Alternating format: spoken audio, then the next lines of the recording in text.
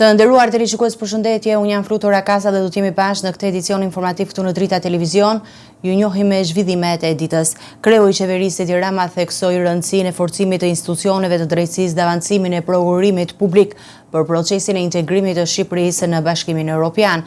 Sipas kryenegociatores Majlinda Luka, Shqipëria është gati për mbylljen e kapitujve të negociatave deri në fund të vitit.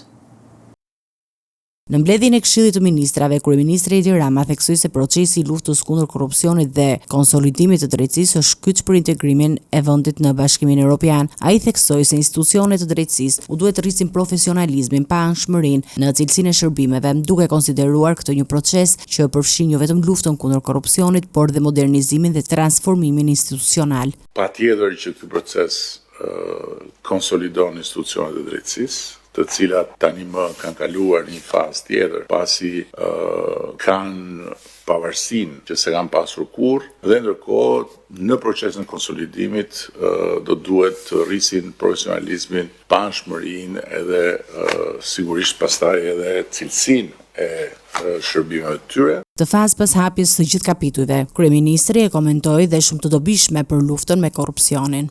Në ndërkohë që ky proces siguron luftën kundër korrupsionit jo thjesht si një luftë që zhvillohet në frontin midis institucioneve të drejtësisë dhe fenomenit korrupsionit, por si një luftë që zhvillohet në ndërkohë edhe në frontin e modernizimit, të transformimit institucional dhe të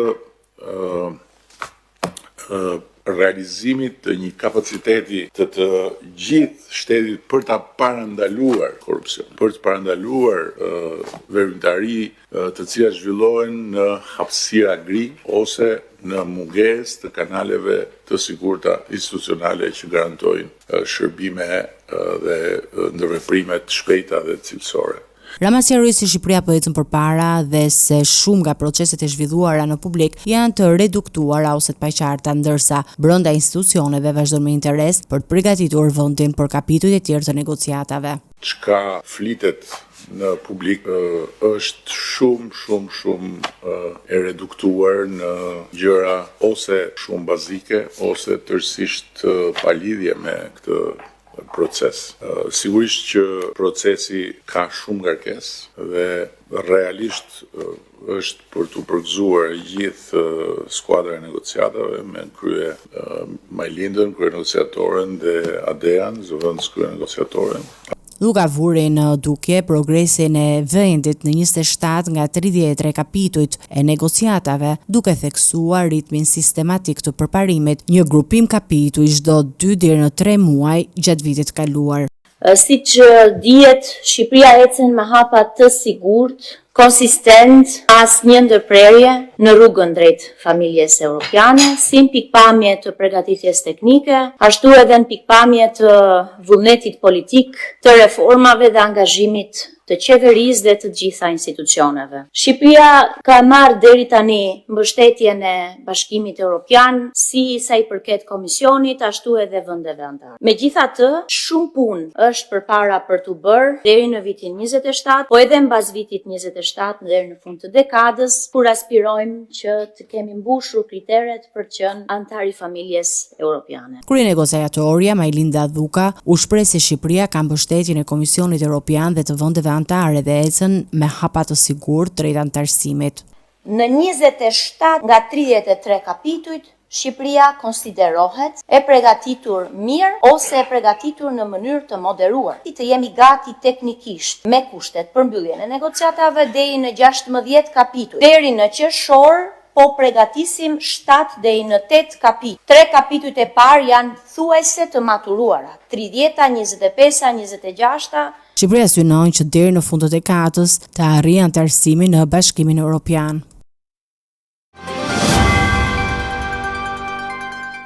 Kryeministri Edi Rama deklaroi se procesi i integrimit në Bashkimin Evropian ka hyrë në një fazë për shpejtimi. Ai veçoi rolin kyç Italia dhe projekte strategjike si korridori 8. Rama theksoi edhe rëndësinë e bashkëpunimit rajonal dhe energjetik. Procesi i integrimit të Shqipërisë në Bashkimin Evropian po avancon me ritme më të shpejta, sipas kryeministrit Edi Rama, i cili theksoi se progresi është rezultati i përmbushjes së reformave të kërkuara dhe njëkohësisht një klime më të favorshme politike në Bruksel për zgjerimin. Po është e vërtet, prej shumë kohësh ne kemi këtë ambicie që është një ëndër e vjetër shqiptare, por duhet të them që në këtë periudhë ka pasur një përshpejtim të fortë, fal faktit që jo vetëm ne kemi bërë detyrat tona të shtëpisë, por edhe ata në Bruksel kanë qenë të bashkuar me synimin për të pranuar dhe për të shkuar përpara. Në një intervistë për emisionin Est o Vest në RAI, Rama vlerësoi veçanërisht mbështetjen e Italisë, duke e cilësuar atë si partnerin më të rëndësishëm të Shqipërisë në këtë proces. Italia nuk është një mbështetës kryesor, por Italia është mbështetësi kryesor i Shqipërisë. Korridori 8 është një projekt strategjik shumë i rëndësishëm që në të vërtetë fal kësaj qeverie që është në Itali, përfundimisht ka hyrë në një fazë të re. Sipas tij, ky korridor përfaqëson një aks të rëndësishëm lindje-perëndim dhe që do të lidhë detin e Adriatik me detin e Zi, duke përfshirë rrugë toksore, ekurulla, porte dhe infrastrukturë digjitale. Po, është një korridor europian i ndërlidhje si linjave të transportit hekurullor, rrugëve kryesore, digitalizimit, porteve, aeroporteve. Do të lidhë dy dete, detin e Adriatik dhe detin e Zi. Është një projekt lindje-perëndim. Ministri Tajani erdhi kohët e fundit në Shqipëri për eventin e korridorit 8 për të mbështetur rëndësinë që kjo ka si linjë re në terma strategjik të sigurisë, stabilitetit dhe lëvizshmërisë ushtarake, por edhe në anën e përfitimeve të ndërmarrjeve tona. Kreu i qeverisë foli edhe për projektin e linjës nënujore të energjisë që pritet të lidhë Shqipërinë me Italinë, një investim me vlerë rreth 1 miliard euro. Është e vërtetë që kemi firmosur një marrëveshje trilaterale mes Shqipërisë, Italisë dhe Emirateve Arabe në këtë projekt, që është sërish një projekt strategjik i Europës që nis nga Shqipëria dhe Italia. Ndërtimi i kësaj linje të interkoneksionit energjetik pritet të përfundojë brenda 3 viteve, duke forcuar më tej lidhjet infrastrukturore dhe ekonomike mes Shqipërisë dhe partneritetit të saj ndërkombëtar. Ish kryeministri dhe Partia Demokratike Sali Berisha ka deklaruar se procesi i integrimit të Shqipërisë në Bashkimin Evropian ka ngecur, duke akuzuar qeverinë për propagandë dhe tridhime mbi progresin e pretenduar drejt mbylljes së negociatave në vitin 2027. Kryetari i Partisë Demokratike Sali Berisha akuzoi kryeministrin Edi Rama se ka bllokuar procesin e negociatave. Sali Berisha tha se arsyeja kryesore nga dalësimi të integrimit është bllokimi i raportit të IBAR-it nga disa vende të Bashkimit Evropian pas rrëzimit nga Parlamenti kërkesës së SPAK për arrestimin e ish kryeministres Belinda Balluku. Për ata të cilët bëjnë fjalë se procesi vazhdon, mund të informoj çdo shqiptar se derisa vendet anëtare të Bashkimit Evropian të mos e miratojnë në mënyrë unanime raportet standardve apo raportin IBAR, Shqipëria nuk do mund të ecë përpara në mbylljen e kapitujve. Kjo është e vërteta. Pra Shqipëria është e bllokuar, është vend numëro. Ai e cilësoi tërheqjen organizuar nga kryeministri në këtë proces si një formë propagande dhe shifrat e publikuara si tridhime të fabrikuara nga brenda dhe jashtë vendit. Këto janë akte primitive, propagandistike, të turshme dhe të shëmtuara të Edi Ramës. Të gjitha tjerat janë tridhime, mashtrime të brendshme dhe kur vinë nga jashtë janë lobime korruptive të Edi Ramës. Berisha i bëri thirrje shqiptarëve të marrin në dorë fatet e veta duke paralajmëruar se vendi ndodhet në një moment kritik. Ftoi shqiptarët me 17 prill të flasin për vetën e tyre, për të ardhmen e tyre në Europë. Berisha komentoi dhe emërimin e drejtorit të ri në krye të policisë së shtetit. Emër problematik dhe shumë shpejt me të gjithë arkivën e qytetarit digjital do të paraqitem para jush. Skënder Balluku, u emërua Skënder Balluku. Ky është një pion i lubis, si Karakaçi, stër Karakaçi, lubizimi nuk është asgjë tjetër vetëm lubizimi i organizatë kriminale. Berisha mblodhi sot edhe drejtuesit politik dhe koordinatorët për diskutuar procesin e zgjedhjeve brenda Partisë Demokratike.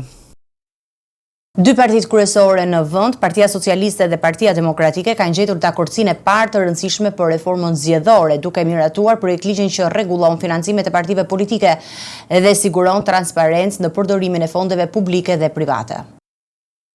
Dy partitë kryesore në vend, Partia Socialiste dhe Partia Demokratike, kanë gjetur dakordsinë e parë të rëndësishme për reformën zgjedhore. Komisioni i Reformës Zgjedhore pritet të shqyrtojë këtë të martë projektligjin e dakordsuar për financimin e partive politike, një hap kyç për rregullimin e burimeve të financimit, transparencës dhe kontrollit të ardhurave e shpenzimeve të subjekteve politike jashtë fushatave elektorale. Pjesët për fushatat elektorale mbeten të rregulluara nga Kodesi Zgjedhor. Ligji përcakton 5 kategori kryesore të burimeve financiare të lejuara për partitë politike, duke vendosur rregulla strikte për burimet e ndaluara dhe një formulë të re për shpërndarjen e fondeve publike. Ndalohet marrja e fondeve nga institucionet qeveritare dhe jo qeveritare të huaja, individ ose persona juridik të huaj, dhurues anonim, investitor strategjik, kazinot, lojrat e fatit dhe kriptomonellat. Po ashtu ligji ndalon që entet dhe shoqëritë me kapital shtetëror apo personat me kontrata koncesionare dhe PPP të financojnë partitë deri në 3 vjet pas përfundimit të kontratës, kontributet nga OJF-ja, organizatat fetare apo persona të dënuar për korrupsion, pastrim parash, krim të organizuar, trafikim narkotikosh ose krime zgjedhore, gjithashtu ndalohen. Ligji vendos që dhurimet mbi 50.000 lekë të kryhen vetëm përmes bankës, ndërsa tavani vjetor për kontributet qeveritare vendos në 200.000 lekë. Parat e dhuruesve të panjohur i kalojnë Komisionit Qendror të Zgjedhjeve, ndërsa partitë që nuk dorëzojnë raport vjetor për 2 vite me radhë përjashtohen nga i drejta për të garuar në zgjedhje.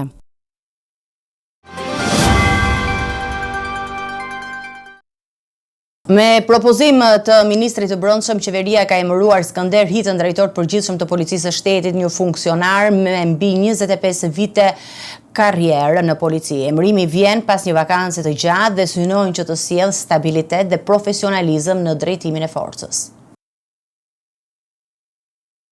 Skënder Hita ka nisur rrugtimin e tij në polici si inspektor dhe ka kaluar nga pozicione të ndryshme në sektorët e hetimeve të narkotikëve, kundër krimit të organizuar, hetimit financiar dhe forcës operacionale. Me propozim të ministrit të brendshëm, qeveria ka emëruar Skënder Hitën drejtor të përgjithshëm të Policisë së Shtetit. Skënder Hita e ka nisur rrugtimin e tij në polici si inspektor dhe ka kaluar nga pozicione të ndryshme në sektorët e hetimit të narkotikëve, kundër krimit të organizuar, hetimit financiar dhe forcës operacionale. Nga viti 2021 ai ka drejtuar policinë në Shkodër, Dibër, Durrës dhe së fundmi në Fier, duke fituar eksperiencë të gjerë në menaxhimin e operacioneve komplekse dhe strukturave rajonale. Në filozofinë e tij të punës, Hita ka theksuar rëndësinë e punës në ekip, duke përdorur moton asgjë nuk bëhet vetëm. Përveç diplomës në Akademinë e Policisë, ai ka marrë trajtim nga amerikanët në vitin 2002 mbi temën korrupsioni dhe policia. Është vlerësuar për goditjen e 12 grupeve kriminale në vitin 2008 dhe ka specializim të posaçëm për agjentët në mbulim dhe trafikimin e armëve të zjarrit. 3 janë detyrat e para që pritet të adresojë Hita në këtë mandat 5 vjeçar: përcaktimi i qasjes së policisë gjatë protestave të thirrura nga opozita, zhbllokimi i procesit të garës për 2 departamente të bllokuara nga gjykata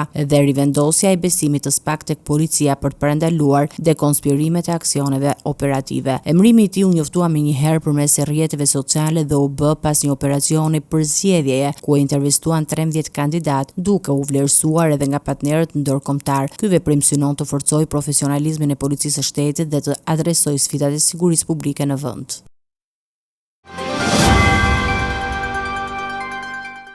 Deputeti demokrat dhe nënkryetari për Komisionin për Punët e Brendshme Klevi Zbadhiu ka depozituar në kuvend kërkesën për interpelancë urgjente me ministrin e Brendshëm Besford Llamadhari për të sqaruar nivelin e inkriminimit të synueshëm të policisë së shtetit ndaj krimit të organizuar dhe korrupsionit. Deputeti demokrat dhe nënkryetari i Komisionit për Punën e Brendshme Klevi Zbadhiu ka depozituar në kuvend kërkesën për interpelancë urgjente me ministrin e Brendshëm Besford Llamadhari. Kemi të bëjmë me një situatë alarmante dhe të papranueshme që dëshmon degradimin e plot të institucioneve shtetërore. Më e rënda është se kjo rrezikon drejt për drejt jetën e dëshmitarëve, jo vetëm në këtë dosje, por në çdo hetim të ardhshëm. Kur dëshmitarët kërcënohen nga krimi dhe institucionet që duhet i mbrojnë kontrollohen nga politika, drejtësia pushon se ekzistuari. Sot me kontrollin që po konsolidohet mbi Ministrinë e Brendshme dhe Policinë e Shtetit, u dërgohet një mesazh i qartë këtyre elementeve, se janë të mbrojtur dhe se drejtësia nuk do t'i prek. Kjo situatë provon se policia e shtetit është ndruar në një instrument në shërbim të pushtetit të Edi Ramës dhe rrjeteve kriminale që e mbështesin atë. Në vend që të luftoj krimin, policia po përdoret për të mbrojtur atë dhe për të garantuar kontrollin politik mbi vendin.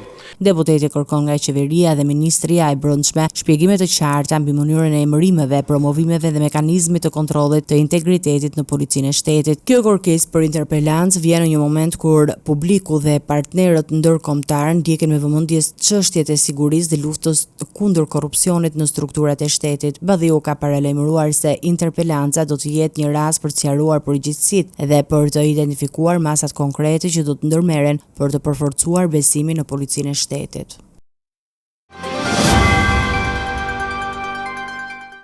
Ajola Xoza do të gjykohet në gjendje të lirë pas vendimit të gjykatës së posaçme për heqjen e 2 masave të sigurisë që ishin caktuar ndaj saj. Vendimi u mor pas argumenteve të mbrojtjes për gjendjen shëndetësore të Xozës dhe pas shqyrtimit të situatës nga gjykata.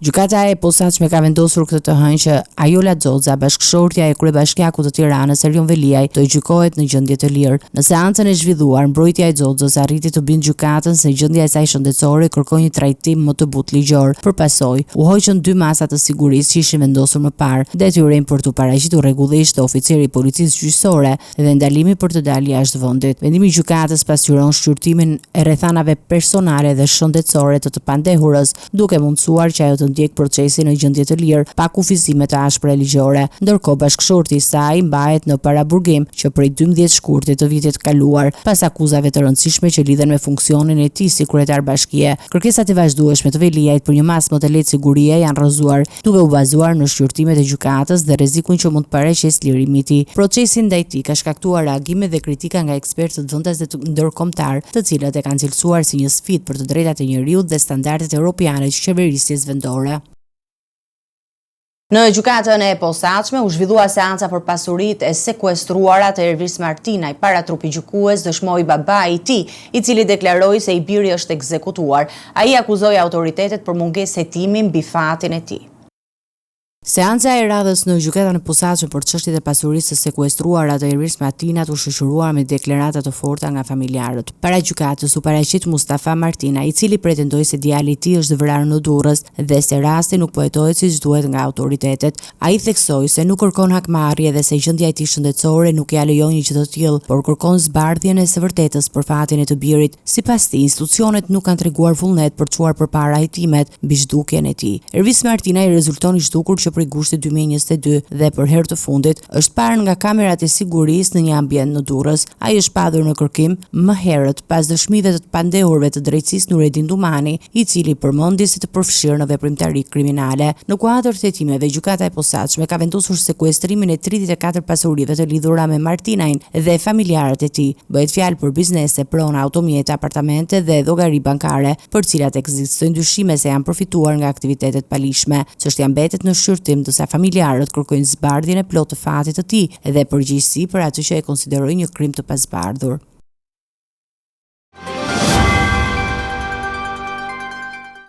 Forcat shqiponja arrestua në Durrës një 28 vjeçar me precedent penal. Gjatë kontrollit u gjet një armë zjarri, pistolet pa leje. Në pranga përfundoi Endrit Varaku, ndërsa drejtuesi i mjetit u procedua penalisht.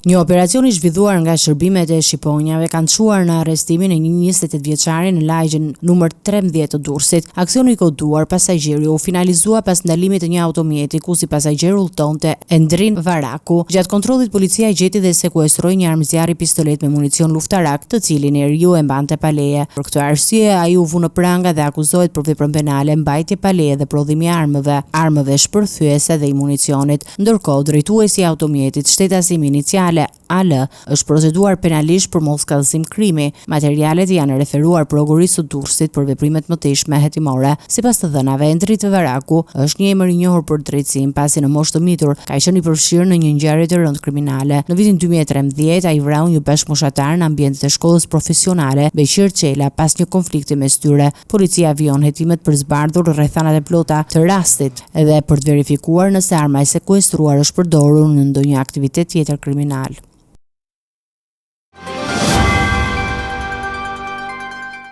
Kombëtarja e Kosovës po përgatitet për sfidën vendimtare ndaj Turqisë me synimin për një kualifikim historik në botror. Kryeministri Albin Kurti vizitoi skuadrën për ta motivuar përpara ndeshjes. Kombëtarja e Kosovës do të zbresë në fushën mbrëmjen e së martës në një përballje që mund të hyjë në histori teksa përballet me Turqinë për një vend në Kupën e Botës. Skuadra e drejtuar nga Franco Foda synon të finalizojë një rrugtim breslënës drejt një arritjeje të paprecedent për futbollin kosovar. Në prag të kësaj ndeshje vendimtare futbollistët kanë marrë mbështetje edhe nga kreu i qeverisë Albin Kurti, i cili zhvilloi një vizitë në ekipin për t'i inkurajuar. Gjatë takimit ai vlerësoi përkushtimin dhe sakrificën e lojtarëve, duke theksuar se kjo skuadër përfaqëson historinë e qendresës dhe talentit të vendit në arenën ndërkombëtare. Kurti nënvizoi se pas përfaqësueses qëndron mbështetja e një populli të tërë nga tifozët në stadiumet deri te qytetarët në çdo cep të vendit dhe shqiptarët në diasporë. Ai i ftoi lojtarët të besojnë në aftësinë e tyre dhe t'u japin maksimumin në këtë përballje që mund të shënojë një kapitull të ri për sportin në Kosovë. Në një reagim publik, kryeministri vlerësoi ecurinë pozitive të skuadrës, duke theksuar serinë e ndeshjeve pa humbje dhe punën e bërë deri tani. Ai pranoi gjithashtu se vlerat e kundërshtarit të ekipit të drejtuar nga Vincenzo Montella, por theksoi se Kosova ka potencial dhe besim për të arritur suksesin. Përballja ndaj Turqisë shihet si një test vendimtar ku një rezultat pozitiv do të siguronte një kualifikim historik për Kosovën në botror, duke e vendosur përfaqësuesen mes ekipëve më të mëdha në skenën ndërkombëtare të futbollit.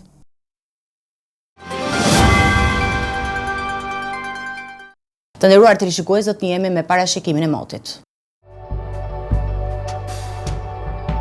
Territori shqiptar për datën 31 mars 2026 do të karakterizohet nga kushte atmosferike të paqëndrueshme me vranësira dhe rreshje shiu në pjesën më të madhe të vendit. Paraditja do të jetë me vranësira dhe rreshje të herpashershme shiu në shumë zona, ndërsa pasditja vijon me kushte të ngjashme dhe intervale të shkurtra kthjellimi. Temperatura minimale pritet të zbresë deri në 1 gradë Celsius, ndërsa ajo maksimale do të arrijë deri në 17 gradë Celsius. Gjatë ditës priten rreth 3 deri në 5 orë me diell. Era do të fryjë lehtë deri mesatare nga drejtimi jug-perëndimor me shpejtësi 3 deri në 5 metra për sekond.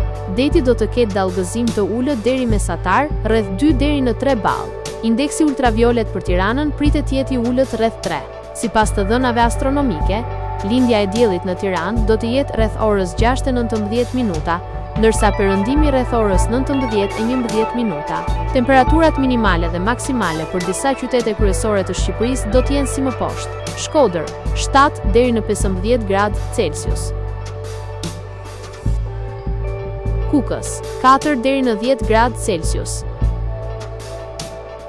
Peshkopi, 3 deri në 10 gradë Celsius. Tiranë, 8 deri në 17 gradë Celsius. Durrës, 8 deri në 15 gradë Celsius. Kavaj, 6 deri në 14 gradë Celsius. Elbasan, 8 deri në 16 gradë Celsius. Berat, 6 deri në 15 gradë Celsius. Korç, 1 deri në 9 gradë Celsius. Vlorë, 10 deri në 15 gradë Celsius. Gjirokastër, 6 deri në 14 gradë Celsius. Sarand, 9 deri në 16 gradë Celsius. Territori i Kosovës për datën 31 mars 2026 do të karakterizohet nga mot relativisht i qëndrueshëm me vranësira të pjeshme dhe intervale me diell, ndërsa në disa zona priten rreshje të dobta shiu. Paraditja dhe pasditja do të jenë me alternime mes kthjellimeve dhe vranësirave. Temperatura minimale pritet të zbresë deri në 1 gradë Celsius, ndërsa ajo maksimale do të arrijë deri në 10 gradë Celsius. Era do të fryjë lehtë nga drejtimi veri perëndimor me shpejtësi 2 deri në 4 metra për sekond. Indeksi ultraviolet për Prishtinën pritet të jetë i ulët rreth 3. Sipas të dhënave astronomike, lindja e diellit në Prishtinë do të jetë rreth orës 6:13 minuta, ndërsa perëndimi rreth orës 19:07 minuta. Temperaturat minimale dhe maksimale për disa qytete kryesore të Kosovës do të jenë si më poshtë. Mitrovica, 3 deri në 9 gradë Celsius.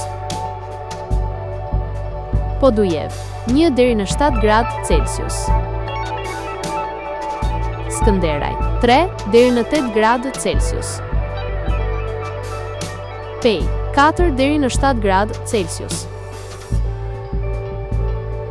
Prishtinë, 2 deri në 8 gradë Celsius.